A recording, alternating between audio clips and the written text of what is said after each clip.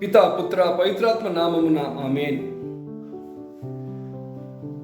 September నెల 2వ తారీఖు 2024 సోమవారం. ప్రియమైన సహోదరి సహోదరులారా, కళ్యాణ దుర్గము మేరీమాత ఆశ్రమంలో రాత్రి 10 గంటల నుండి ఉదయం 1 గంట వరకు ప్రార్థన. ప్రియమైన సహోదరి సహోదరులారా, ఈ జీవిత యాత్రలో అనేక సందర్భాల్లో మనం అందరము కుంగిపోయి ఉంటున్న ఒక స్థితి ఏర్పడవచ్చు.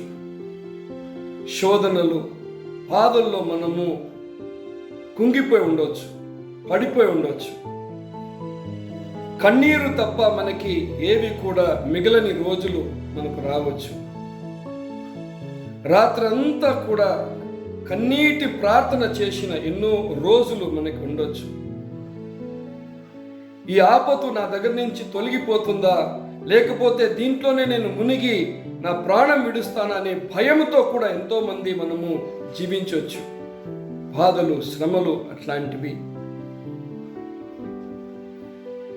2 రాజుల గ్రంథము 19వ అధ్యాయంలో కూడా హెజకియా రాజు ఇలాంటి ఒక బాధాకరమైన స్థితిలో ఉండేది మనము గమనిస్తున్నాము. అశూరు రాజు అయిన సెన్నహెరేబు తన సైన్యాన్ని తీసుకొని వచ్చి యుద్ధానికి సిద్ధమవుతున్నాడు. యుద్ధానికి సిద్ధమైన వాడు ఎగతాళి చేస్తున్నాడు. ఎందుకంటే అంత అనుభవం కలిగిన వాడు కాదు. భయముతో హెజకియా రాజు, ఇశ్రాయేల్ దేశ రాజు అయిన హెజకియా భయంతో వాడు ఏమేమైతే వాడు అడుగుతున్నాడో వాటి అన్నిటికీ ఒప్పుకునేది మనం చూస్తున్నాము. అయినను దానికి ఒప్పుకోలేక ఆ రాజు యుద్ధానికి తిరిగి రావస్తున్నాడు అన్నమాట. ఒక ప్రవర్త అయిన ఏషియా దగ్గరికి పరిగెత్తుకొని వచ్చిన హెజకియా రాజు కొన్ని వాగ్దానాలు ఇప్పుడు ఇవ్వబడుతున్నాయి. కొన్ని వాగ్దానాలు ఇవ్వబడుతున్నాయి అన్నమాట. భయంతో వచ్చి ఉన్నావు, ఆ రాజు నీకు విరోధంగా యుద్ధం చేస్తాడని భయం పుట్టుకుంది నీకు. నీ ప్రజలను ఎలాగ కాపాడగలుగుతావని ఒక భయంతో ఇక్కడికి వచ్చి ఉన్నావా? 2 రాజులు 19:32 నుంచి 33 వచనాలు. నీకు యెహోవా దేవుడు, సైన్యములకు అధిపతి అయిన యెహోవా ఇవ్వుతున్న వాగ్దానాలు. అతడు ఈ పట్టణము లోపలికే రాడు, నిన్ను వచ్చి నీ ప్రజలందరినీ నాశనం చేసి ఆక్రమించుకుంటున్నాడు. భయపడుతున్నావా? మొదటి నీకు వాగ్దానము, అతడు ఈ పట్టణము లోపలికే రాడు, దాని మీద ఒక బాణము ప్రయోగింపడు. పాజిబిలిటీ లేదు. ఒక కడయమనైనా దానికి కనపరచడు, దాని ఎదుట మొదటి దెబ్బ కట్టడు.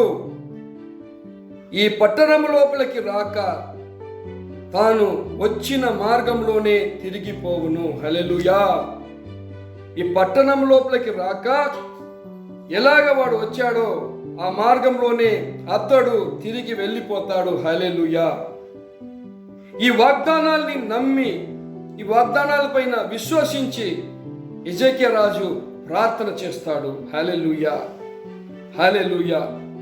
ఎన్నో శ్రమలకు మనం గురి అయ్యేది చూస్తున్నాము. ఈ భూమి నీది, కానీ దౌర్జన్యంగా ఒకడు దాన్ని ఆక్రమిస్తున్నాడు. తప్పైన పత్రాలు దానికి పుట్టించి వాడిది అని వాడు క్లెయిమ్ చేస్తున్నాడు. హల్లెలూయా. ఎంతో మంది దానికి సహాయపడేది మనము గమనిస్తున్నాము. ఎఫెసీయులకు రాసిన లేఖ 6వ అధ్యాయము 12వ వచనం చెప్తుంది, ఈ లోకంలో మనకి శ్రమలు ఉంటాయి, అధికారులతో శ్రమలు ఉంటాయి. ఆఖరికి రాయబడిన వాక్యమే ముఖ్యము. ప్రధానులతో మాత్రం కాక ఆకాశమండలో చురుగుతున్న దురాత్మల సైన్యముతో మనకు పోరాటం ఉంది. పోరాటం లేక ఎవరు లేరు. ప్రియమైన సహోదరి సహోదరులారా, మంచితనము మంచిదే మనము చేయవచ్చు, అయినను శోధింపబడుతున్నాము. మనకు విరోధంగా మాటలు లేస్తున్నాయి. తప్పే చేయలేని ఒక స్థితిలో ఉండొచ్చు, కానీ నీపైన నిందలు వేస్తున్నారు. మంచి ఉద్యోగము మన దగ్గర నుంచి తీసేసుకుంటున్నారు. లేనిపోని నిందలు వేసి మంచి సంబంధము చెడిపోయేది మనము చూస్తున్నాము. ఎలాగా? రాజులాగా భయపడుతూ కూర్చునేదా? లేదు, ప్రార్థన చేయి. యెషయా ప్రవక్త ద్వారా ఎజెకియా రాజుకి ఇవ్వబడిన ఈ వాగ్దానాలు మనకు ఇవ్వబడుతున్నాయి.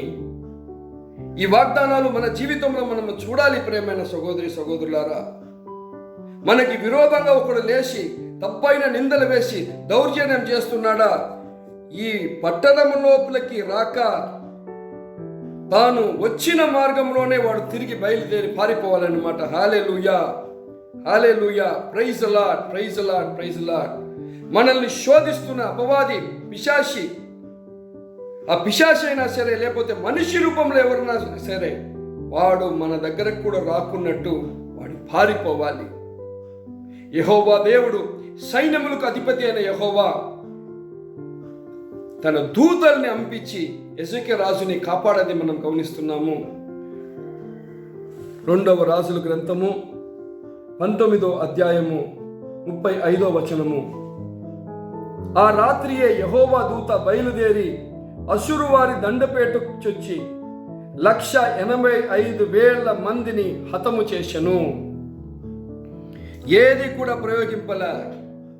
రాజు యుద్ధానికే పోలేదు. ప్రార్థన ఫలితం చూడండి.